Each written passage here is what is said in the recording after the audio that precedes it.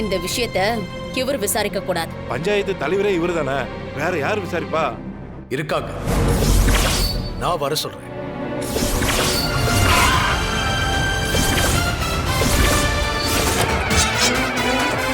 ஐயா,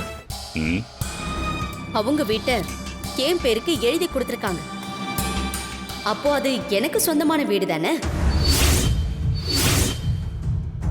நீங்க தான் ஒரு முடிவை சொல்லணும். நாளைக்கே வீட்டை என்கிட்ட ஒப்படைக்க சொல்லுங்க. ஐயா, சத்தியமா நான் இவங்களுக்கு எதுவும் எழுதி கொடுக்கல.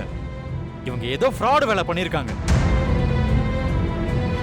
எங்க குடும்பத்தை பழி வாங்கணும், எங்க குடும்பத்தை அசிங்கப்படுத்தணும்னு தான் இதெல்லாம் பண்றாங்க.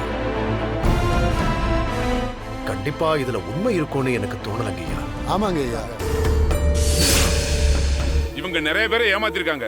இந்த குடும்பத்தை பழி வாங்குறது அவங்களுக்கு வேலையே. இவங்க சொல்றதெல்லாம் நம்ப முடியாது. அப்போ எனக்கு இங்க நியாயம் கிடைக்காது. சரி, நான் கோர்ட்டுக்கு போறேன்.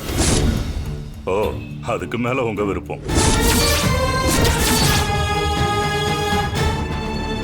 அண்ணே, நம்ம போலீஸ் ஸ்டேஷன் போய் கம்ப்ளைண்ட் கொடுக்கலாம் வாங்க.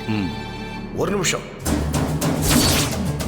உங்க காட்டின பத்திரத்துல என் தம்பி, தங்கச்சி, மருமகன்னு எல்லாரும் கையெழுத்து போட்டிருக்காங்க. அதனால நான் எங்க வீட்டை புவனேஸ்வரிக்கே கொடுத்துறேங்க ஐயா.